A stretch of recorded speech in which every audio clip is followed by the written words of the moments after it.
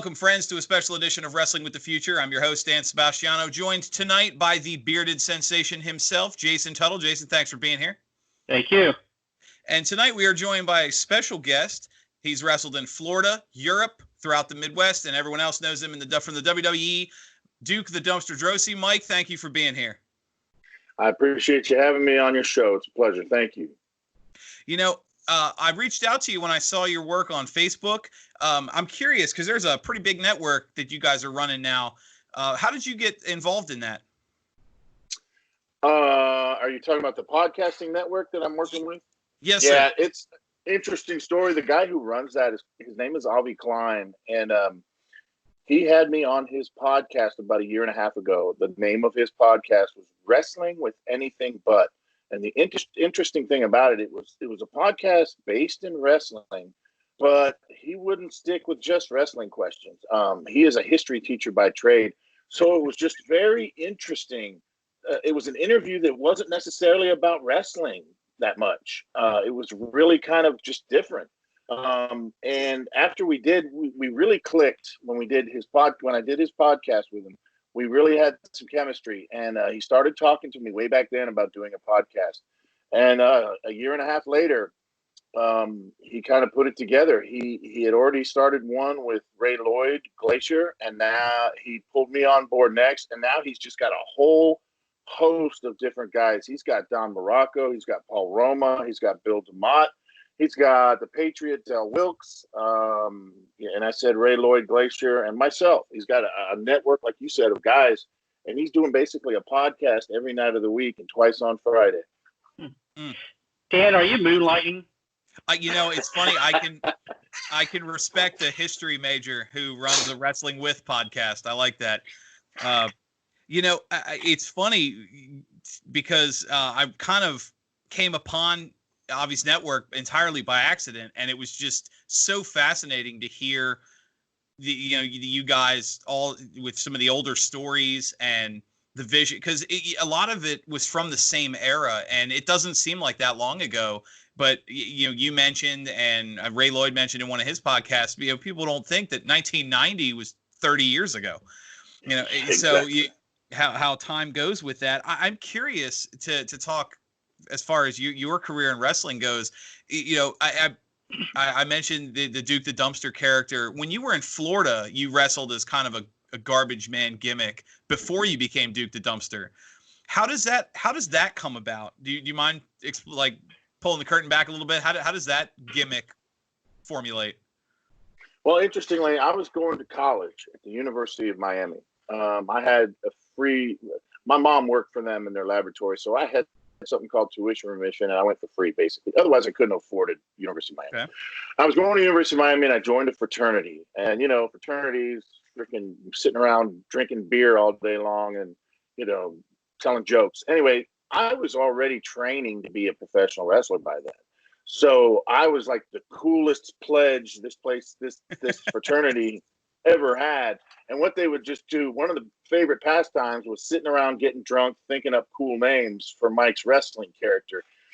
And one of the names that one of my fraternity brothers came up with was Rocco Gibraltar.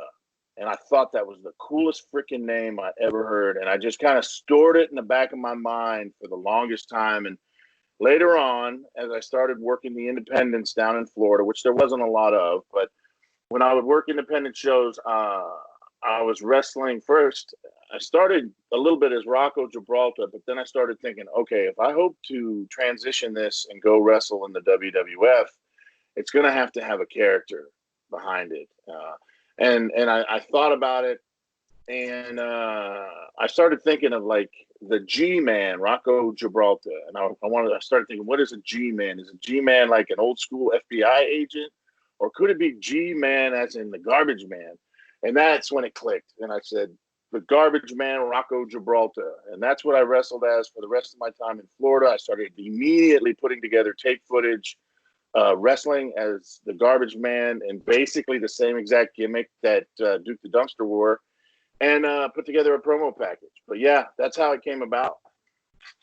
That's awesome.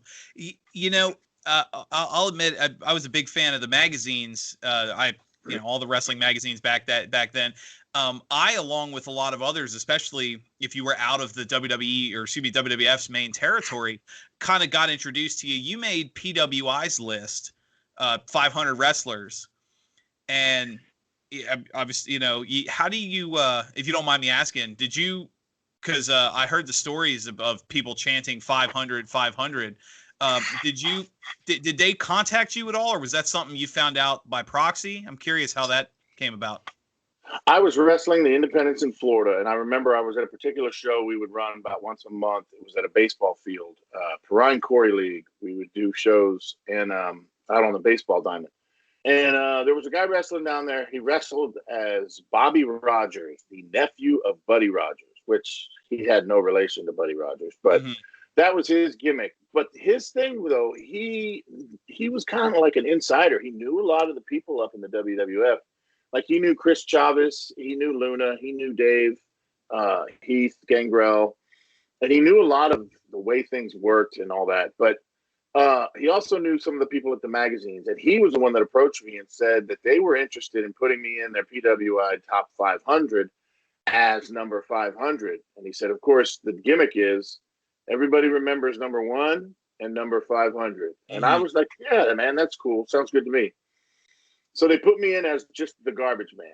That was the name they used, the Garbage Man out of Florida. And it's interesting because it was just a coincidence that happened to also be the time that I was graduating from the University of Miami. I had put together my promo package. I was getting ready to start traveling the country and trying to find a job. And what ended up happening is, I don't know, you probably heard the story, but I walked up to Vince basically at a convention and asked him for a job, and I handed him a promo package, completely unrelated to Pro Wrestling Illustrated. But as soon as they caught wind of my tryout, they did another article about it saying that, like, they were responsible for it, and the people were chanting 500. They weren't chanting 500. Most of those people there at my tryout didn't even know anything about it. It was just a coincidence. But yeah, they tried to take credit for it. It was really funny, but it all just kind of happened at the same time. Man, so you're telling me the 500 story in the magazine was crap, huh? It was a work. Oh, man, kayfabe is dead forever now. Kayfabe is dead forever. Well, Jason, you got Duke on the line here. Go for it. Well, first off, it's a pleasure to have you, and it's an honor to speak with you tonight. I have to ask, like I said, I've been watching some of your matches today. What was the appeal of the dumpster character? I mean, I was listening, and the crowd was really, dude, dumpster. Back then, what do you think was the appeal to your character? Blue collar, hardworking, that kind of gimmick. The way Vince described it to me, he wanted me to be a cross between Hacksaw Jim Duggan and Hillbilly Jim, which was the epitome of blue collar, hardworking American gimmick. That was the basis for it. People did get behind it, but it's interesting when you are there in the middle of it. And I don't think I've ever told anybody this, but when you're there and you're in the middle of that big machine that is the WWF, now WWE, you could be going out there every night to a good reaction and hearing them cheer Duke and, yeah, it's time to take out the trash and all that stuff. But every time you go back behind those curtains, people back there are telling you what you're doing is the shits and it's not working and you're not doing it right. And it's really interesting the way that sometimes they break down a person psychologically. They break down your character. They take away things. When I came in, an example, I came up loving the Road Warriors. Road Warrior Hawk's promos were golden to me. And I used to cut promos just like Hawk. In fact, I sounded like him. I would have these screaming promos. And I went up there, and the first time I had to go cut a promo in the promo room, I started screaming. And whoever the agent was, I don't remember who it was, but he stopped me immediately. He goes, stop. He goes, look, we don't scream in our promos here. You only scream when it means something. Because if you scream all the time, then it just doesn't mean anything. And he gave me this whole freaking convoluted reason. But, I didn't want to ruffle any – I didn't want to step on any toes. I didn't want to make any waves. I wanted to make everybody happy, which is a big mistake. You got to stay true to yourself. Mm-hmm. But I started changing things. And that was the beginning of the end. When I started taking away from the garbage man, Rocco Gibraltar, when they were trying to tell me to be something different as Duke the Dumpster. And it was usually coming from all these road agents in the back who all had their own agendas, it started kind of tearing it apart, and it kind of broke me down in a lot of ways, and it just changed what I was doing. So it's interesting. You're going out there and the people are cheering, but it's almost like you don't hear it because you've got so many people in your ear in the back just breaking you down that takes a toll on you, and you kind of get it all mixed up, and you start to kind of lose it a little bit, which I did. I really became disillusioned at one point and angry and just kind of fell out with all of it. So yeah, that's kind of how it went down though. What about the rest of the boys? Did they help you? I know you've talked about Bret Hart in the past, either giving you advice or ribbing you. Both. But both. So were some of them either helping you, giving you advice, or were some of them trying to derail your career? Well, I think that's the whole point of it, though. You never know which was which. And you're constantly on guard against people trying to tell you the wrong thing and push you out the door, because everybody wants everybody's spot if you have any kind of spot. Right. Or they want to get rid of you so you're not a threat to them later.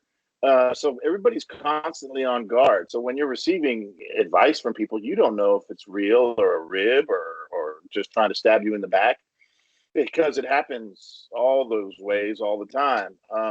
One of the biggest ribbers in the business ever, Owen Hart, was probably one of the most authentic individuals that would always give you good advice, strangely enough. Another person that gave me great advice that I didn't take was Stone Cold Steve Austin, before he was really Stone Cold, but he was just coming in the company. And at times I would take Bret Hart's advice over his, just because Bret Hart was the established champion that had been there 14 years. When in reality, I think there was times where Bret was probably winding me up, and Austin was actually really trying to give me authentic advice. So yeah, you were constantly on guard. You never know who was giving you real advice and who was trying to stab you in the back. Well, if you remember, what was you might remember any of the anecdotes or pieces of advice you got that you might want to share with any up and comers today? I remember after I left the WWF and I had tryouts, I had went and gotten shape and put on some muscle, and I was trying to go back to work, and I was trying to get tryouts for both WCW and WWF at the same time, and they both wanted to give me tryouts. And I remember asking both Bret Hart and Steve Austin what I should do. Bret Hart said, "You should do both. That's the professional thing to do." And Austin said, "I would choose one, pick the one you want to go to, because these are vindictive people." He goes, "If you do both, somebody's going to be pissed off, and you might just get screwed out of all of it." Well, I took Bret's advice, but guess whose advice was the good advice? Austin's. And I went to both and didn't get a call from anybody. Perfect example right there. Wow. You were about to ask me a question when you froze up. Okay, I was going to ask about, one of the defining moments of your time in the WWF. You were number 30 in the Royal Rumble. That was before it was the prestigious storyline position it is now, but it was still a pretty big deal back then. I was wondering if you could peel the curtain back a little bit, kind of walk us through the writer's room or the agent conversation, how they approached you to say, "Look, we want you to be number 30 in the Rumble." Well, that was in order to set up an angle with me and Triple H. And the reason I had the angle with Triple H was because my contract, my first 2-year contract was up, and I was really just sick and tired of everything. They were kind of not using me at all, not putting me on the road. And I tell this famous story now that they wanted me to work with a new guy that came in named the Ringmaster. And I refused to do the job on TV for the Ringmaster because I had to take a stand because my contract was up. And and Bret gave me the advice, of course, and I did, and it actually worked. which is a big reason I would take later advice from Brett that wasn't good. But it worked there just because my 2-year contract was up. So fast forward, they say, we're going to put you into something and don't worry, we're going to take care of it, just to get me to re-sign that 1-year rollover, right? I re-signed the 1-year rollover. They put me in an angle with Triple H. We do the whole deal. We do the free-for-all. I cost him. He has to go out number 1 because he loses to me by DQ, of course. Lord knows I wasn't going to pin him. And I go out 30, right? I get to go out 30. And he was pissed off, so he came back the next week on Superstars and jumped me and cut my hair, setting up the angle, right? And we ended up doing the big blow-off where, once again, I got hit in the face with my own garbage can lid to lose to him at In Your House.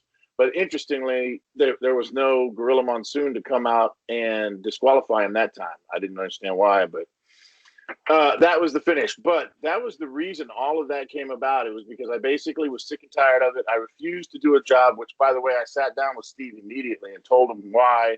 And he completely understood, and we became great friends after that. But nice. It was just, I was tired of them beating me down, and I wasn't making any money either. They weren't putting me on the road. And, I took a stand, and that's why they gave me the angle with Triple H, and that's why they did the number 1 and the number 30 angle. Interesting. Jason, you have another question here? Well, yeah, something that I've kind of been interested and kind of confused about. Can you explain the pay structure on, what somebody would normally get on a house show or a TV taping or even a pay-per-view? I've heard different numbers, and I honestly don't see how you guys have survived that type of schedule and that pay schedule. Very few guys. I always said there was the haves and the have-nots during that era. There was a select group of guys that were getting pretty big numbers, and then the rest of us were getting table scraps. And basically the pay structure was whatever the hell Vince McMahon wanted to pay you, he paid you. He would even pay different guys different money that were in the same match. Matter of fact, if we went back and there was a record of the In Your House match versus me and Triple H, I would be interested to see what he got paid. I got paid a little over $6,000 for that match. It would be interesting to see what he got paid. Now, as far as house shows and stuff like that, man, basically, when you're on the road, you have access to a $200 draw at the building if you need it in cash each night for road expenses. If you need cash in your pocket, you can take $200 draw. They ask you if you want to draw. Now, you're supposed to get paid more than that, and you get the rest in your check later. Well, it was so bad during those years that some of us knew if we didn't take our $200, we were going to get less. So I would take my $200 cash at every single show and go home, like Kevin Nash said, to pay the bills. Some guys would have to do that to pay their bills because if I didn't, I knew my check was going to be less. But I also knew if I took the $200, Vince wouldn't have the balls to send me an invoice saying I owed him money. So that was the way I was going to get the most out of it, was get my $200 draw. So there was a lot of nights in the World Wrestling Federation I made $200. Wow. Jesus. And that's, you guys had to, do your own ring gear, your own travel, food. Well, if you were like me, I did my own ring gear. But guys like Shawn Michaels and The Undertaker and Bret Hart, and those guys didn't do their own ring gear. The Office did. The girls, well, I take that back. There were seamstress girls that worked there. Julie was one of them, and I can't remember the other one's name. And they worked there in the back at all the TVs. But basically the way it worked is you could go up to them and ask, you could tell them what you wanted, and basically you paid them, and they would make your gear. Now, sometimes the Office would make people's gear. Like they made that green, I call it the Green Hornet outfit that I wore at In Your House versus Triple H. I hated it. The green Duke the reason it was green is because nobody could wear blue or purple or black because all the stars wore those colors. Right. It was so stupid the way all that worked. I was like, yeah, but none of them were wearing a garbage man outfit. But no, I had to wear green and some kind of beige color to it or gray. I don't remember what it was. But, the Office made me that outfit, and they bought me that pair of boots, and that's the only thing they ever bought me. Wow. Yeah. It's just how it works, man. Yeah. And you had to supply your own trash cans too, right? I sure did. Yep. I had to bring my own trash cans. And I got so tired of it, towards the end there on house shows, I wouldn't even bring garbage cans. I would just look around the building for some plastic can and use it, whatever they had in the building. And it smelled like crap, full of garbage. And I would take it out to the ring. I didn't even care. I just, that had gotten to that point where I wasn't going to put any effort in because they weren't putting any effort into me. Right. That's Which crazy. is the wrong way to go about it. You got to have a thick skin. You got to be able to handle, the ups and downs and rejection, just like any other part of the entertainment industry. You got to know how to deal with it. And I was ill-suited at the time to deal with it. That was the big problem for me. You can't take that shit personally. Because if you do, you're not going to last long. And that's why I didn't last long, because I took it personally. Right. Well, let me ask you something then. I don't know how current up you are on the current product. There's the WWE has been beaten up, specifically Vince McMahon, a few times on social media and among the fans for punishing talent that got over on their own. People like a Zack Ryder or a Ted DiBiase Jr. who used social media and the current platforms to say, look, put me on TV, until the fans were literally demanding it. Do you think if the social media had existed then the way it does now, that the Duke Dumpster character could have gotten over because he had a positive crowd reaction? Do you think it would have worked in your favor, or do you think it would have hurt in the long run? It might have worked in my favor in the beginning, but as you said, Vince caught wind of how it was going down and had to put a stop to it, because otherwise other people were going to follow behind and keep trying to do the same thing, and he loses control. And it's already a fishy thing at the live events or at TV when they were having crowds, because the crowds were basically taking it over. But, it would have been different probably. I remember, it's funny, when I was there, the internet was really just starting.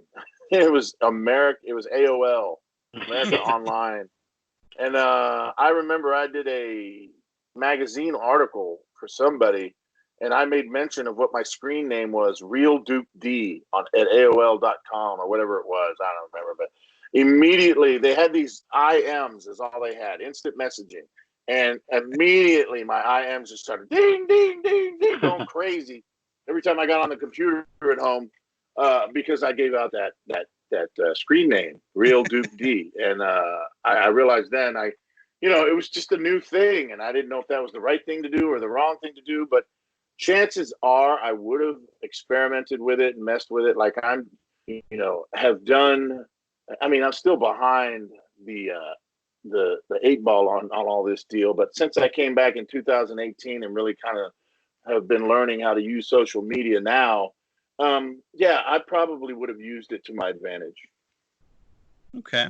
Well, back to the time period after you left the WWF. Your biography shows a tour of Europe. Obviously, I looked and couldn't find much footage from there. But do you have any good Germany specifically? Do you have any good stories from your time in Europe post WWF?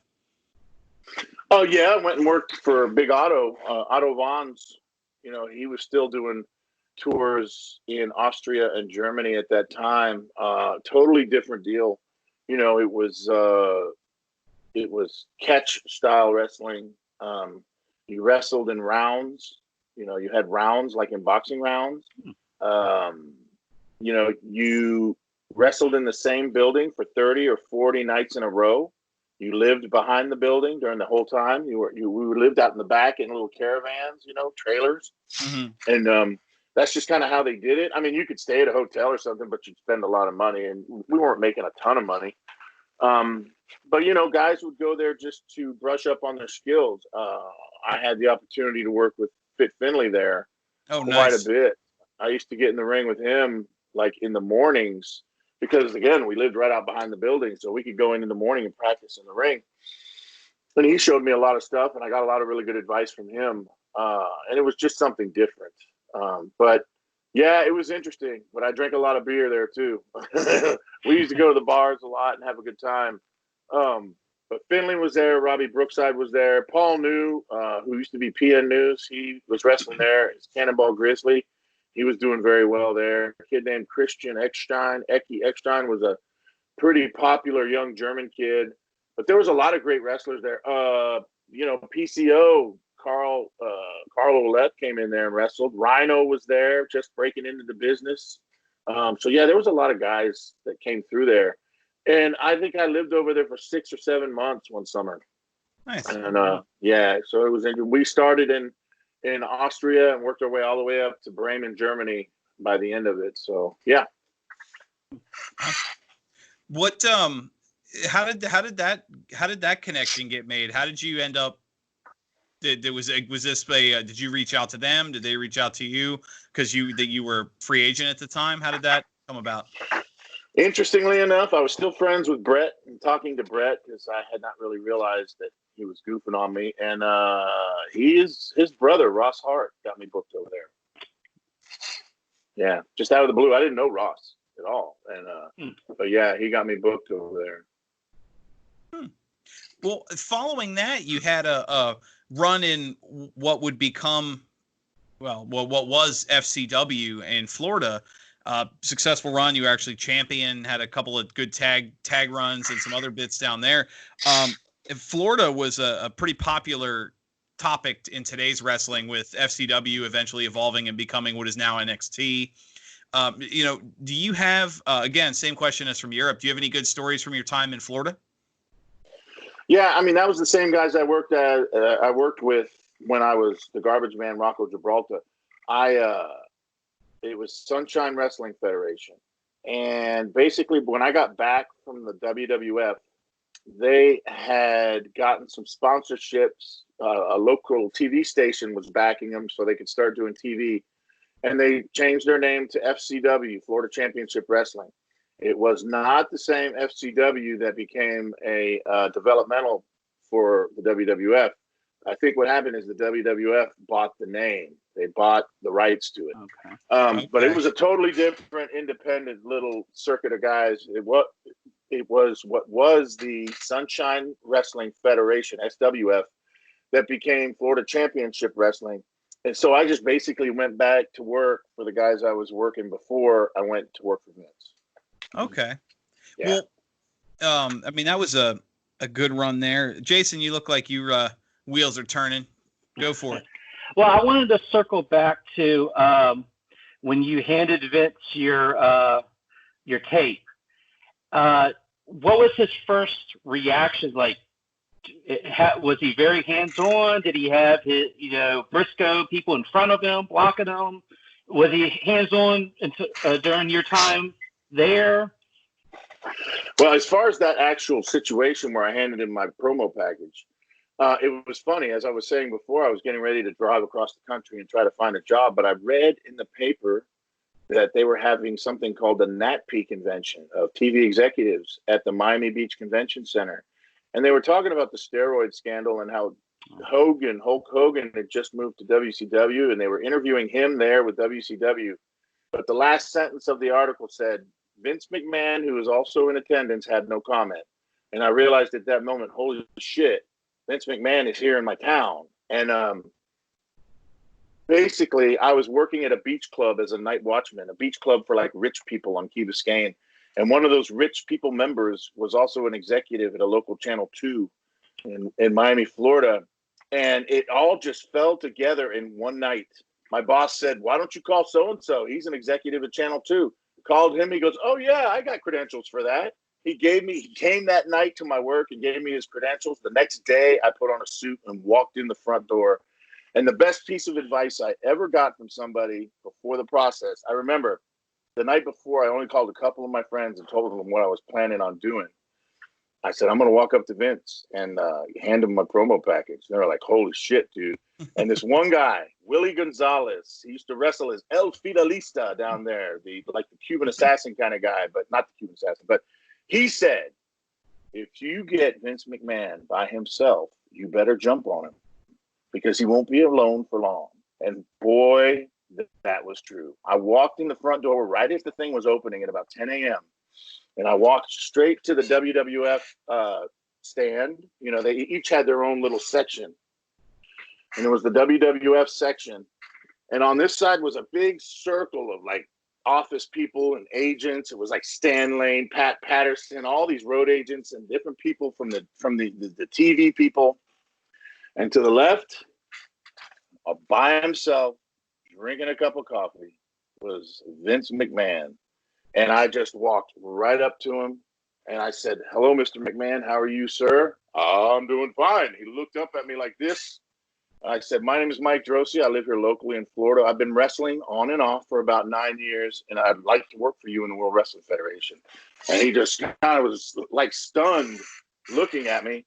And he asked me, he goes, "Okay, you say 9 years. Do you mean professional or amateur?" I said, "I did wrestle amateur in high school, but I'm talking about 9 years of professional wrestling while I was going through college and finishing high school." And then he said, "Okay, you graduated from college." I said, "Yes, sir." And he goes, "Then why do you want to be a wrestler?" And I just, on the spot, I said, "Mr. McMahon, in life, there's a couple of possible paths. One, you go to school like your parents want you to do, and you get a 9-to-5 job and you get a career, or you find your dream and you chase it. And working for you in the World Wrestling Federation is my dream. So I would like to pursue that first." And he said, "Okay." And then I said, "At this time, I'd like to hand you this promotional package. If you could, at your earliest convenience, take a look at it. I would greatly appreciate it." He said, "I certainly will." And he reached out his hand. I shook his hand, and I got the hell out of there and had a freaking panic attack in the damn parking lot. Holy shit. I didn't even give myself time to think about it before that point. I just did it. And I think that was the reason it worked so well. But yeah, that's how it worked. Vince was pretty accessible when I was working there. I always felt like I could go right to Vince and talk to him since I walked up to him and got my job. But I came to find out later I started to annoy him a bit. And yeah, he would have Briscoe around him, especially at the end. He'd had Briscoe like standing next to him almost like a bodyguard, I think, because he was worried I was going to be pissed off and go off on him. So that's what I thought. But I just always thought it was funny. I was like, what the fuck is Briscoe going to do if I just go off on Vince? I mean, he may stop me, but he ain't going to stop me all that quick. Right. But Wow. no, it was just the way it was. But yeah, Vince was pretty accessible. You could just wait in line and see him at TVs, That's funny. On his, not to speak of other podcasts, but on his recent podcast, Jim Cornette addressed the issues that after Nails assaulted Vince McMahon, he had a run of several years where he refused to be alone in the same room with a wrestler. I believe it. So that was the case. He always had somebody in the room when I was there. He was afraid you were going to take out the trash, huh? At the end, especially at the end, I'll tell you, brother, because I was getting just disillusioned, and I think he could tell. So, he would worry. I mean, I hear Vince is pretty tough. I don't know, and I wasn't gonna jump on Vince. I mean, that's stupid, but it was just interesting to see who he would have around him. Right. So I was. That's crazy. He thought I was gonna go all Nails on him. I always tell that joke, and it gets a laugh. That's That's a good one. You excuse me, you mentioned being disillusioned and things kind of beating you down. If you don't mind, I want a little darker subject. You've mentioned in the past, obviously you've had some drugs and whatnot have been a little bit of involved in your past. There was the legal troubles, if you don't mind me asking. We had Cowboy Sam Houston on the show a couple weeks back, and he had spent several years in jail related to something like that, and he had a lot of stories about rehab and training, and he what really stuck out when the stories he told, and he's not the only one we've had on the show that have talked about kind of coming out of the dark times, was having one source, be it a really good friend. In Sam Houston's case, he found religion. When you were kind of in your dark time, and you touched on it in some recent interviews, what was your source, if you don't mind sharing with us, the kind of your shoulder to lean on of sorts that got you back up on your feet?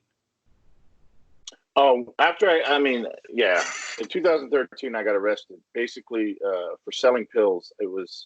I sold like 6 or 8 pills that were not strong enough for me anymore. To somebody, in order to get money to buy stronger pills that I could shoot up with. I was an IV drug user. Anyway, I got arrested. And that was the moment everything was over. I mean, I was a school teacher. I lost my teaching career. I lost my car. It got repoed. I didn't have a house. I didn't have any money. I didn't have anything. And I knew that everything had to change, but I also knew I couldn't just quit the drugs. I was so severely addicted. So I knew I had to go to rehab. But once I got physically clean, I was willing to do whatever it took. Now, let me back up just a little bit. I got clean the first time in 2003 when I moved to Tennessee. But I did it. I went to rehab, and when I got out, I just quit worrying about recovery. I didn't even know what recovery was. I didn't go to meetings. I didn't do anything. I just said, I'm going to get my life back in order. Like, I was a tough guy, and I wasn't going to use drugs anymore. And it worked for about 6 years, maybe. I don't know, or 6 or 7 years or something. But so when I relapsed, it was because I had an issue with my foot, which later on I would have to have amputated, by the way. But I had an issue with a foot injury. It was so painful that I made the mistake of starting to use drugs again in 2009 or 2010. Anyway, I was so severely addicted. And so, again, fast forward back to this time, I got arrested. I knew I had to go to rehab. So before I went to court, I put myself in rehab and got physically off the drugs. And then immediately started going to meetings, Narcotics Anonymous meetings, every single night of the week, nonstop, never failed. That was what saved my life. I went through this drug court program here that I now work for. It's a very strict program, like super strict probation plus kind of drug treatment at the same time. That was great. That kept me clean in a lot of ways. But what truly saved me was Narcotics Anonymous. I was going to meetings every night of the week for about a year straight. And that's what did it. I really learned what recovery was. I learned how to take the control of my mind and the way it works. I learned how to take that control back because that's the thing. But man, we lose control of the way we think. We become obsessed and addiction and all these things. And I learned how all that works this time. And that's why, knock on wood, I'm still not using, and hopefully I'll never use again. And but I work on it every single day because I have to. You got to maintain it. You can't just push it away on the back of the shelf and forget about it. That's not how this deal works. So it's something I have to work on every day. Working with individuals now in my job every day that are struggling with the same thing, that helps me too. That helps me a lot. It's a great little network of people. They trust me because they know I've been there, and it's a good relationship because helping them helps me. So those are basically the things that help me stay on this path now. That's the hell of a commendable story. Jason, expand on that if you'd like. Yes, that's very, very commendable. I saw a previous interview that you did that you actually received a letter from WWE about their offer to do their rehab program, and you actually declined it. Could you talk about that? Well, interestingly, after I had relapsed, during that time I was in active addiction again. They started sending out those letters, and it's funny. It's a funny story, but I had a certified letter I had to go pick up at the post office because I missed it at home. I wasn't there or something. I don't know. But it was like, you have a certified letter from the World Wrestling Federation. I was like, holy shit. I wonder what this is. Maybe it's a contract, or maybe they want me to come back. That's how stupid I was because I was so messed up on drugs. And I went there and I opened it. And I remember the first thought as I read that letter was, they're trying to cover their asses for all these people dying. But I got several of those letters over the years. And I don't know if all of them were signed by Triple H. Well, Paul Levesque. But he was signing some of them at one point. It was his signature on there. But no, when it came time and I got busted and I needed to go to rehab, before my school teaching license got revoked, I still had insurance. So I used my insurance to put myself into rehab because honestly, I was too proud to take anything from the WWF. I was still very bitter. I had a lot of resentment, which I had to deal with on my own later on. I had to come to terms with a lot of that shit was my fault. But at that time, I was still so messed up that I was angry. And I had too much pride to accept any help from them. And luckily, I had my own insurance and I could go to rehab. But I got quite a few of those letters, and I thought it was a great thing that they were doing. It probably saved a bunch of guys' lives. Do you think they should expand upon that? The old topic is, should they insure wrestlers? Should wrestlers have a union? This whole independent contractor status, should that go away? It never will, because that's what made Vince a billionaire. He's done it that way for a reason. And guys were always willing to work for him under those terms. And they always will be. And even more so now, because now we're in an era where the WWE, World Wrestling Entertainment, is pushing a brand now. It's not pushing wrestlers or any particular superstars, really, if you think about it. It's almost as if somebody gets too big, they pull the reins back on them and push somebody else up, just to kind of almost keep everybody on an even keel, because they're more concerned, in my humble opinion, with pushing the brand. So it's become a situation where less and less people really have any leverage as a superstar. Right. And nobody's ever going to pull everybody together in a union. That's never going to happen. I mean, it would take a major lawsuit, and Vince is so powerful and has so many great lawyers, and none of that stuff's ever going to happen. He'll sell it or go under first before he'll let any of that happen. I guess they're still independent contractors, but they have guaranteed contracts now.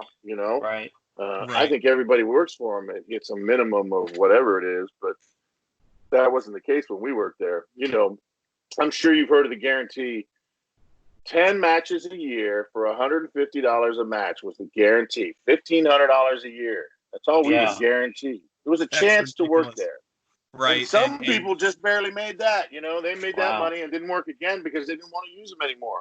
That was the power they had over people, and they just used people. And again, that's the nature. It's the nature of the business. If you don't know how to navigate that system, you're not going to be successful. If you don't know how to handle some rejection, you're not going to make it. If you don't know how to work yourself back out of any of those situations. I said this on another podcast. I've said it many times. There is always a way to get yourself over. Now, I know Vince doesn't want people going on social media and getting themselves over, whatever, but there are certain things you can do out in that ring on live television and get yourself over the right way. And if you know how to do that, you'll be successful. But if you don't know how to do it, you're just going to flounder in the opening to mid-card status. And that's what I did when I was there, because I didn't understand that. But, it's just an interesting structure. That's just kind of how it works, man. 1099ers all the way. You pay your own taxes, you pay your own expenses. And, now guys are riding around in buses, so it must be a lot better than it was.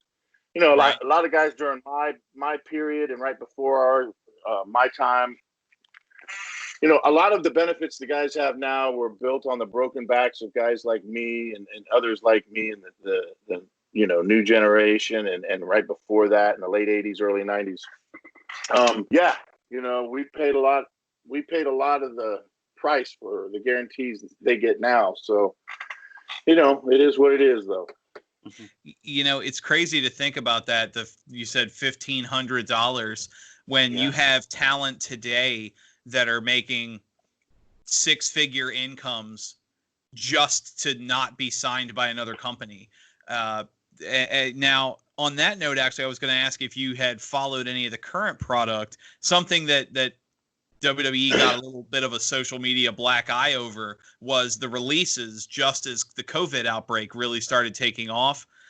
And it kind of came out that their contracts while you'll hear, I'll use the example, Luke Gallows and Carl Anderson signed a multi-year $750,000 contract. However, there's a clause in the contract that we can cut you at any 90-day period. So realistically, you're only signing a 3-month contract, and it's the WWE's call whether or not they renew you every 3 months. I'm curious if a contract like that with this guaranteed money, but we can cut you whenever, would have flown back when you were the new generation back in the 90s when you were with the boys. Well, hell yeah, it would have, because we were willing to sign for $1,500 a year. Yeah, of course it would have. You were in the World Wrestling Federation, man. You were willing to do almost anything to work there and stay there and keep your spot. And I'm sure that's the way that Luke and Anderson were thinking. Gallows and Anderson were thinking, they were like, man, we're established here. We're over and nothing's ever going to happen. And then the bubonic plague hits and they start cutting people left and right because they signed them under these shitty contracts. And that's kind of how they've operated all along. They've always had, right. Vince has always had something up his sleeve, and you can't say, hey, he ain't stupid. That's for sure. I mean, he's a very, very smart and a very shrewd businessman. Yes.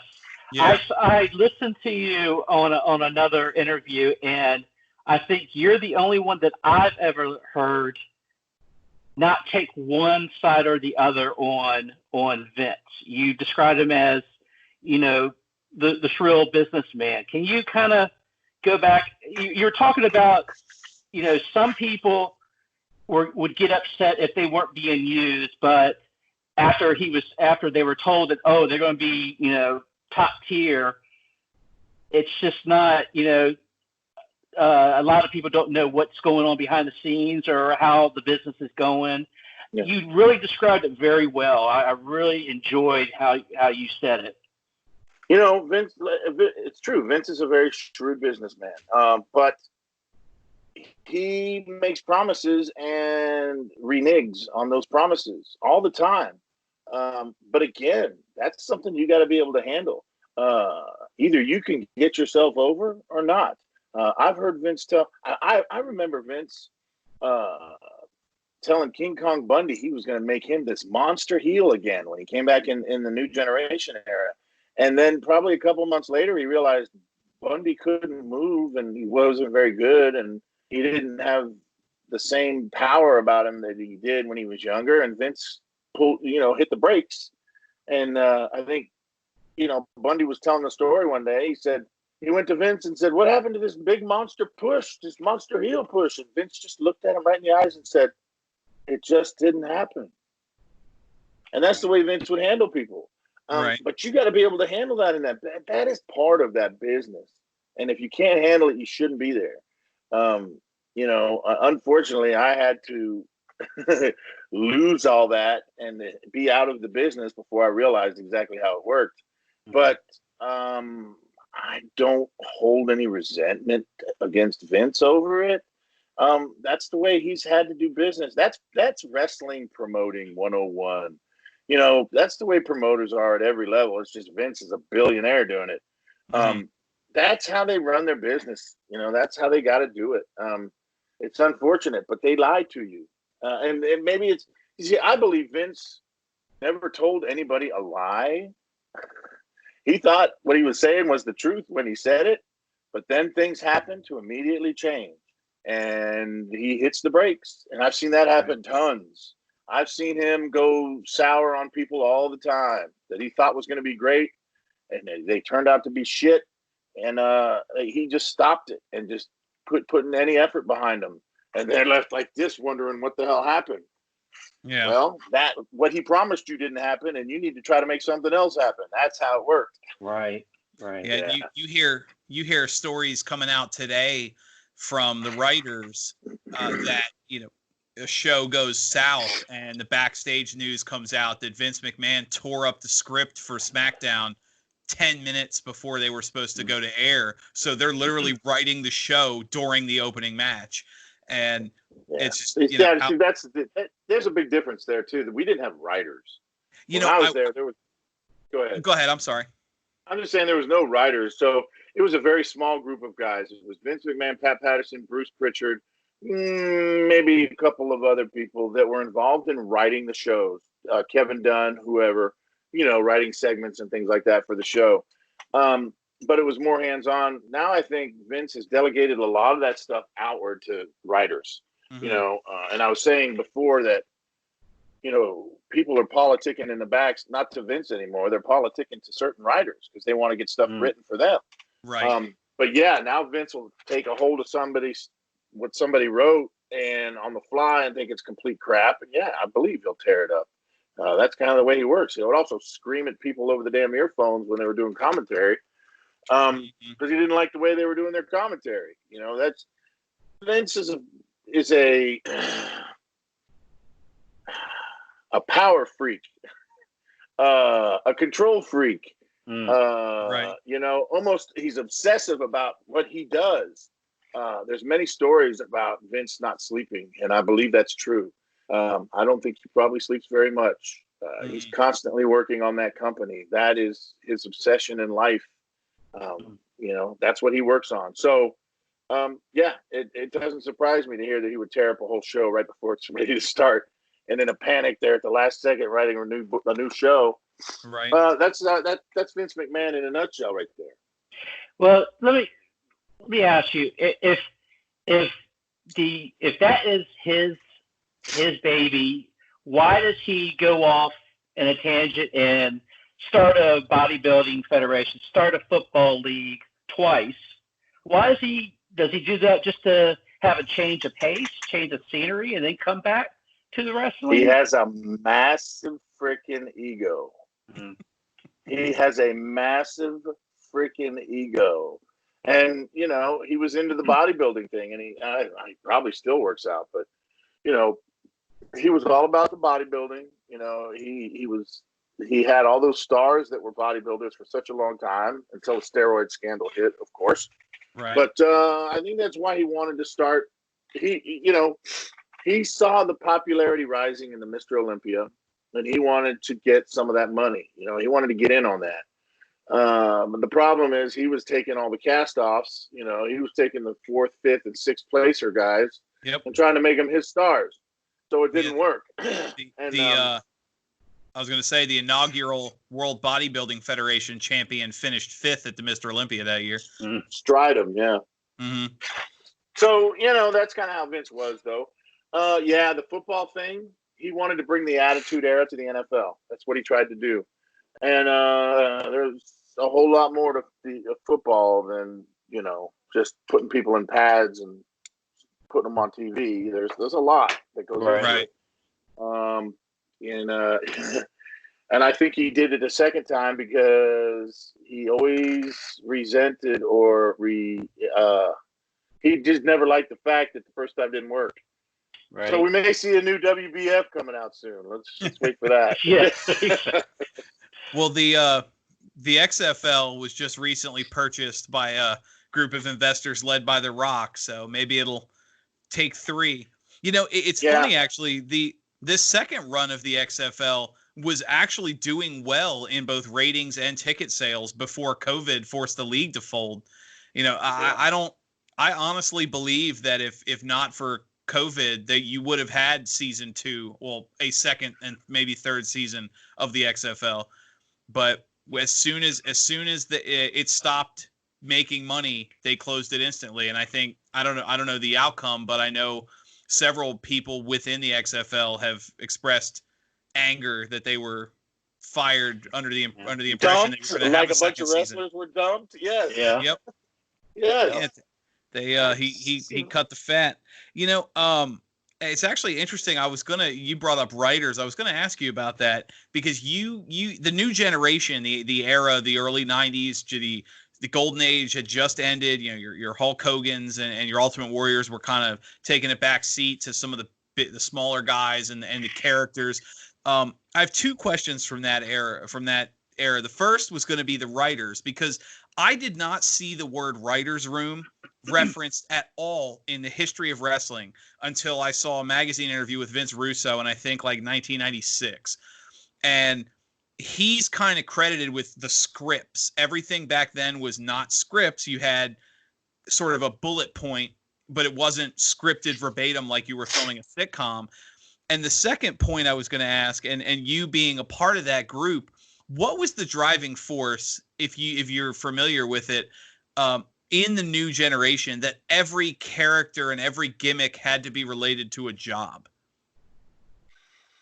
I don't think every character had to be related to a job. I just think there was a lot of them. I think Vince tried to have characters that were relatable to common people, to middle class, lower middle, upper class, but he definitely wanted the working man's wrestler represented, and he also just took different types of characters from different types of jobs with different stigmas attached to them, like the dentist. Nobody likes going to the dentist, so it had to be an evil dentist with bad teeth.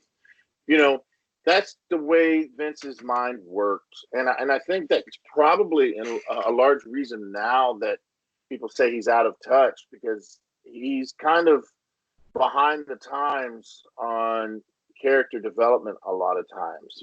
He still stays stuck in the past to some extent. I mean, I don't know what year he's stuck in now, but when we were there, we were begging to kick down the door and start the Attitude Era, and it took him a while to come around. It took him getting his ass kicked by WCW to finally come around and let those guys, take off the gloves, as he says, and really start fighting.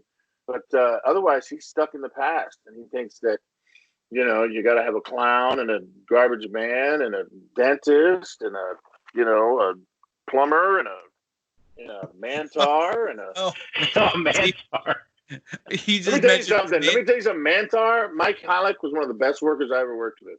On the Powerhouse, he just got stuck with a shitty gimmick, like a lot of guys. And but yeah, Mike was one of the best workers and a great guy. I'm still friends with him now. We talk on social media, but he gets a lot of shit for having a shitty gimmick. But they put that freaking gimmick on him, and he did the best he could with it. It was a situation where they would tell you what they wanted you to be, and what are you going to do? Say no? Now the proper way to handle that, now that I look back, is you have to walk in that room with 3 other ideas locked and loaded. You can't just go in and expect them to give you a great idea, and when they don't, go, oh yeah, that's great. A lot of guys did that. A lot of guys sat down in that room and they laid it on them, and they just kind of cringed and went, okay, like Ringmaster, Bang Frost, freaking Mankind, whatever they called him before Mankind, he changed it enough to where it was palatable, Mick Foley did. But they had a lot of bad ideas.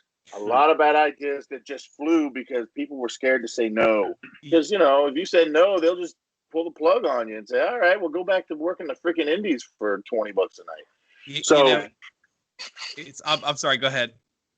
So yeah, I mean, that's just kind of how it went down. I went in established already with my garbage man gimmick, just because I did a little research and I could tell that's what Vince was looking for, that kind of deal. That's why I went in with that gimmick. That's great. It's funny you mentioned Mantar and the worker. You also brought up the plumber, and Tony Anthony. It had a reputation at the time as being one of the best workers in the business, and he gets saddled with TL Hopper, the wrestling plumber, like that. And I'm sure he looked like no one could have possibly thought that was going to go anywhere. Well, he was, I'm sure he was like, all right, great. He obviously walked in that office with no other ideas. Right. I guess he was just hoping to be Tony Anthony, but Vince never does that. Yeah. Vince always changes your name. He made me Duke the Dumpster. He wanted to call Vader the freaking Mastodon. Mm-hmm. Yeah. To the point where he was calling him the Mastodon on TV, but the other guys wouldn't let him get away with it. They were saying, no, that's freaking Vader. That is such a true story. If you watch back some of those early matches with Vader on TV, beating up job guys, Vince is sliding in the word Mastodon wherever he can. It's hilarious. Yeah. Because Vince wants to change everything. He wants to control it and own it. I was about to say that stems from his desire to own the character, and that's something you're seeing a lot of today, where we're just recently Matt Cardona, the former Zack Ryder, jumped to AEW from WWE to AEW, and here they are. Oh my God, Matt Cardona, he came. It was some huge deal, and it's like, who?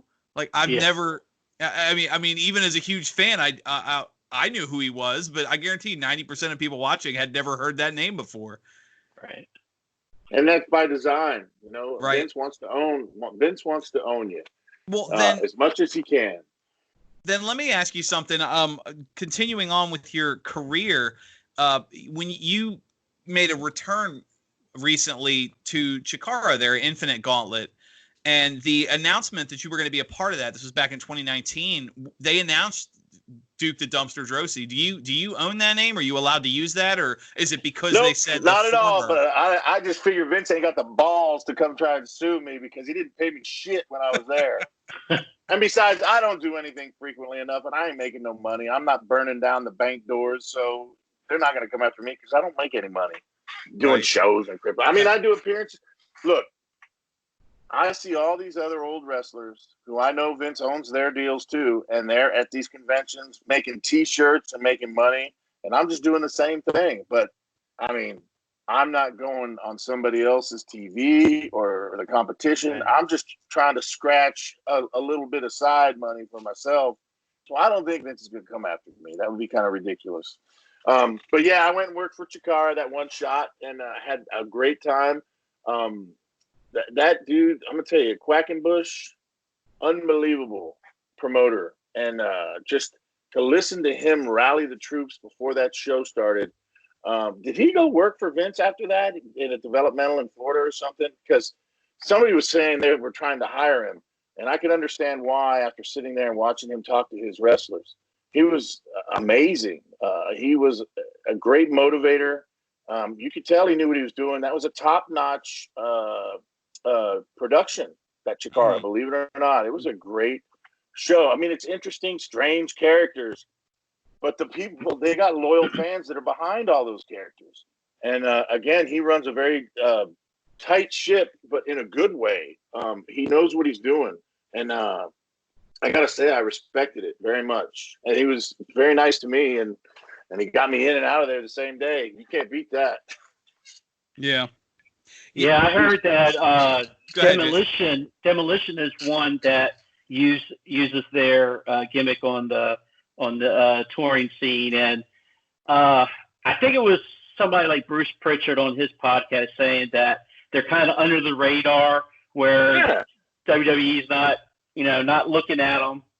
So I mean, we're not making millions of dollars or nothing. We're making some extra side scratch. That's about it.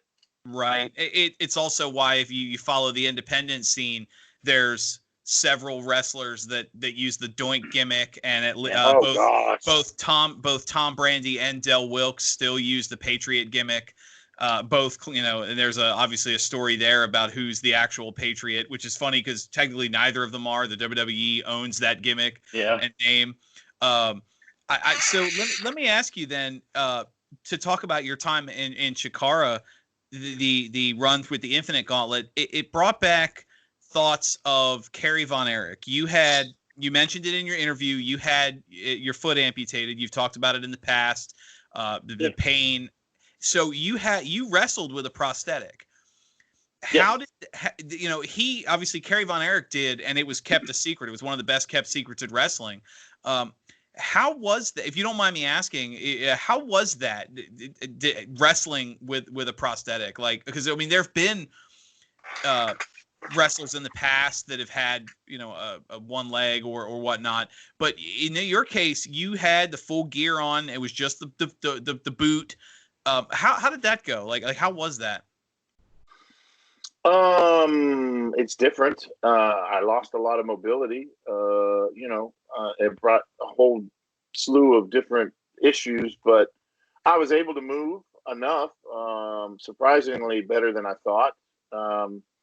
But later I would find out I was doing more damage, so I had to kind of stop because I was hurting myself. But yeah, it was fun. I didn't do much in that match. I got to hit somebody in the head with a garbage can. I hit a couple of people, and then I got put in a submission move and tapped out and got out of there and ran out the back door and jumped on a plane and went home. But yeah, it was great. You did eliminate 2 people though. It was impressive. Well, right. then let me ask you. We talked about the independents. How did that come about? Who reached out to who in that instance? For Chikara, I can't remember who it was. Somebody that had been reading my stories on Facebook got in touch with me. I can't remember who it was. It was such a while ago. But, yeah, and they put me in touch with Mike Quackenbush. Saying that right? But, yeah, yes. And then I called him, and he put it all together. But, yeah, there was a go-between that works for him. And I knew a couple of his guys. Oh, I know who it was. It was one of his referees. And I can't remember his name. But I met him on some independents in Tennessee. And I think he went back and talked to Mike. And they were interested in bringing me in. And he got in touch with me through Facebook. And we just put it together. Yeah. His name escapes me now. He's one of the referees. Real cool dude, though. Well, that's neat. Well, then let me ask you something to expand on that. The crowd noise, the way they're recording, it's a little hit and miss in the video of your match. But you've popped up a couple times. You know, you mentioned conventions and you mentioned the occasional appearance. Do you still? How is the modern fan reaction given the how fondly you're remembered? The thing about it is there has recently been, I believe, this resurgence of interest in that era of wrestlers. That's why a lot more of us are getting a lot more bookings on the meet and greet circuits and getting booked for matches because it's like nostalgic for people to see us. And that I've had great crowd reactions coming out. It's like, holy shit, this is the guy I watched when I was a little kid. And they get fired up. But yeah, there's just been this resurgence of interest in people from that era and some of those gimmicks, like you said. So I'm enjoying it. I'm enjoying I'm not in a major federation or anything like that, and I'm not making millions of dollars, but I don't need to. I'm enjoying it this time, having fun and interacting with the fans, and doing it for the right reasons. Having fun with it. That's such an awesome story. Well, as we kind of come to the natural conclusion of the conversation, Jason, give you one final question. Go for it. Well, I mentioned it before we started, but there is a famous story between you and the 1-2-3 Kid, Sean Waltman. Could you kind of tell us about that? Yes, I'll be glad to. And I'll tell you the slightly revised version, but it's still the same story. At one point in time during that era, the New Generation era, we were doing these house shows, and they had a 6-man tag match. In this 6-man tag match, it was the 1-2-3 Kid wrestling as a heel, Isaac Yankem, DDS, and Leif Cassidy from the New Rockers versus the Bushwhackers and Duke the Dumpster Droese. And that was the 6-man tag match. And one night we were out there wrestling this match, and everybody was a little bit loosey-goosey in the ring. The Kid was throwing his little kicks and laying them in pretty good. He was a little excited, I think. I was laying stuff in on Isaac Yankem, who later became Kane, to the point where I was chopping him, and he just looked at me and he goes, "Duke, stop!" And I put my hands on his chest and put my head down because I was waiting for him to try and punch me. But I was laughing. It was like funny, because the Kid, he was messed up. I was always messed up at that point, on drugs. And anyway, the Kid threw all these kicks at me, and he was laying them in. And that got me even more fired up. So we went into some spot where I took over, and I did a mafia kick. A mafia kick is a straight kick right to the face. And I just kicked him right in the face. Now, I would say it was half a receipt and half just me being loosey-goosey and fired up, just like probably he was. But I kicked him in the face hard, and he started bleeding out of his face and his mouth. Anyway, we finished the match and go in the back, and I'm sitting there taking my boots off, and Shawn Michaels is sitting right next to me. And 1, 2, 3 Kid comes walking through the door, and I think he really built up the blood in his mouth for the dramatic effect. But he came walking in with blood coming out like this, and he looked at Shawn Michaels. Shawn looked at him and looked at me and looked at him. And he goes, "Well, I guess you shouldn't have kicked him so hard." And I went, "Damn, Shawn Michaels just took my side." Now, as a caveat to the story, at some point, I'm not 100% sure it was during this match, but I still think it was. Sean Waltman, the 1, 2, 3 Kid, crapped his pants in the ring, and it wasn't necessarily because of me kicking him. And I made that very clear. It wasn't necessarily because of me kicking him. Now, he crapped his ring gear, and I remember him taking it off and putting it in a little garbage can. Now, he didn't throw it away, which he made very clear. He said he didn't throw it away because it was too expensive. But I think he put it in a little garbage can until he could figure out how to deal with it. But yeah, he crapped his, because in those days we were all drinking this Medarex shake bullshit. It was like the beginning of the protein shake era. And they were horrible, man. And they gave you if you drank them too much, you would crap yourself. And it didn't take much. And that's what happened in the ring. And it was during one of those 6-man tags. I do know that. And I do know he put it in a garbage can, but maybe didn't throw it away. But yeah, we were all stiff that night in the ring, kicking each other and hitting each other. I was chopping the hell out of Kane, Isaac Yankem, and just being an idiot. And that's just kind of how we did things back then. And, say sorry later on. Well, Sean Waltman definitely confirmed the story. He confirmed the story. He had some good words, saying that you were a good worker. He loved working with you. So it's stories like that that I enjoy doing this with Dan. And I'm one of those that you talk about, the nostalgia. I hardly watch the new stuff. I go back to, when I was growing up, and even watching it with my grandfather. Those are the times that I remember and enjoy. So, again, I want to just thank you for being here with us tonight. No problem. Thank you for having me, guys. I really appreciate it. Yeah, absolutely. And that's kind of what's really set us apart and made Wrestling with the Future so successful, is we really focus on the human factor and the human stories more than just, let me spend 2 hours talking about my favorite matches. Right. And you are such a great story, both the approaching Vince McMahon, and you got over what was just had no business being no offense, had no business being as popular as it was, and no one else could have pulled that off. And then the rehab, and you lose a foot and you're still kicking ass, and fans still love you. It's a great story. And again, I thank you for being here, and I will give you the time. You have a lot going on with your podcast and your shows. Please pitch and promote Duke the Dumpster. Yeah, we got some podcasts going on under what is called Wrestling with Anything But. That is, as I mentioned before, that is the umbrella that all of us are under. My podcast is on Fridays. Now, it is on my private Facebook page right now. We are live streaming it every Friday at 6 p.m. Eastern Time, 5 p.m. Central Time. It's called Road to Recovery.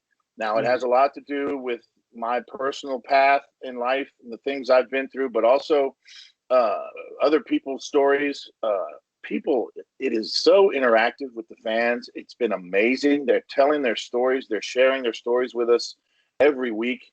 But we talk more than just substance abuse recovery. We talk about coming back from any kind of tough situation in life and finding redemption. That is the main goal of that podcast.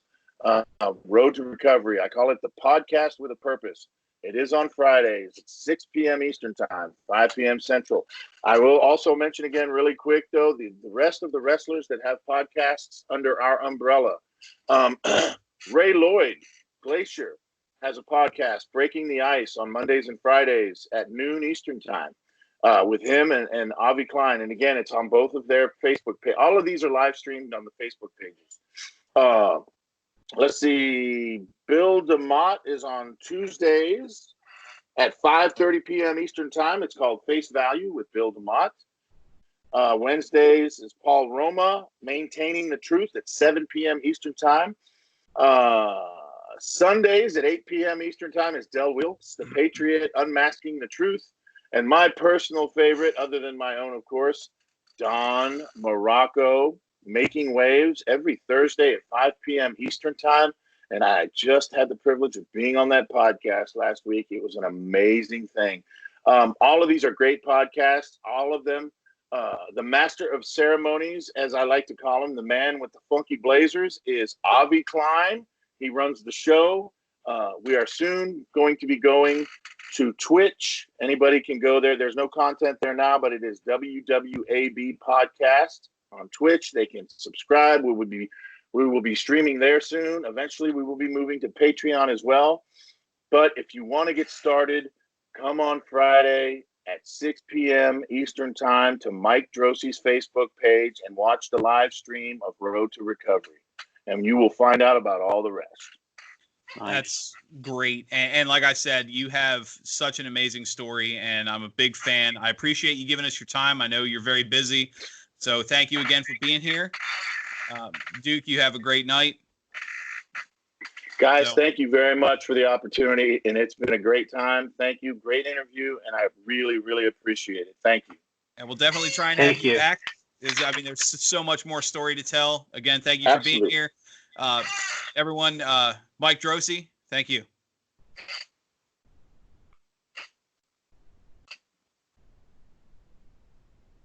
What a story, right? That was so awesome. And like you said, his career, his life is very inspiring. It really is. And you have, and that's part of the reason I reached out to him, because I was a fan of his when I was a kid back then. And then following the redemption, you have the drugs and the rehab, and then not just the rehab, but to continue to work in the facility and to help people and to use that experience. And he's still active and he's still pulling in fans. And again, like he said, with the podcast, sharing other people's stories, right, and putting out, he talked about NA and AA and in some of these other groups. And it's great because you very rarely see somebody who comes out, who's able to pull themselves, for lack of a better term, pull themselves out of a dumpster and then use that story to help so many others. Usually people that do that kind of shell in and move on. Right. I think it's great. And he's done such good work, and I was glad to have him. I appreciate you doing this. It's funny. We talked a lot, Duke being a trash man, and the dumpster and the coveralls and everything. And what else is absolute garbage is the uncomfortable feeling of being unkempt, especially in the summer heat. I know we're having it, you're having it, and it is awful. And you can fix that unkempt feeling with our friends at manscaped.com. Use promo code WrestlingFuture for 20% off your purchase. The Lawnmower 3.0, the #1 rated manscaping product. They take care of anything. You'll go from garbage man to garbage heaven instantly. Manscaped.com, promo code WrestlingFuture. Gentlemen, your balls will thank you. Yes. And, it's funny to go back on that. You talked about having watched a lot of his stuff prior to doing the show. I did some research myself. And did you notice the clips of his matches, how many views they had? He talked about his rise in popularity. There was matches, Saturday Night Nothing show, Duke Droese against Jobber Umpty Squad, whose name I don't even remember, and it had 800,000 views. Right. AEW has matches that don't have those numbers. Right. So yeah, I do remember seeing some of his matches growing up, but again, all these years later, a garbage man character. Really? But, right. One thing I didn't get a chance, and hopefully we bring him back, and I get to talk to him. But sitting there watching some of his matches, I could almost see him being a precursor to a Stone Cold type character. Yeah. He had, the common man. Right. Then he started, with the head, with the hair shaved. He started to go down the heel turn in a bit. And I could have seen him have that storyline that Austin had with Vince. They could have transplanted that over to him. It's funny. He mentioned, maybe it wasn't everybody, but you had Duke the Drumster, you had TL Hopper, you had Skinner, you had IRS, you had every other character was a gimmick that was job based. And other than some of your established, I mean, IRS, obviously he existed before this push, but the Goon and some of these bits that were, Repo Man, who, by the way, I was vastly entertaining and I think underrated. But point is really none of these characters got over except Duke the Dumpster. Duke the Dumpster was, I remember as a kid, he was very popular. And right. And it's funny to think that really his run with the company was so short. I remember to me it felt like it was so much longer because he was involved in I guess as a fan you remember the matches and you remember seeing him on TV, right. But it was a span of only he mentioned 3 years, and that's right. That's a blip on the radar to a company that's been around since the 70s, or at least under Vince McMahon in 1980, right. But that definitely goes to the credit to the man Mike Droese and how what he brought to that character of the Dumpster to make it, only 3 years or about, make it that memorable for people to still want to relive some of his matches, right. To, see him on the meet and greets, Mm-hmm. That just shows, the type of wrestler he was. It is.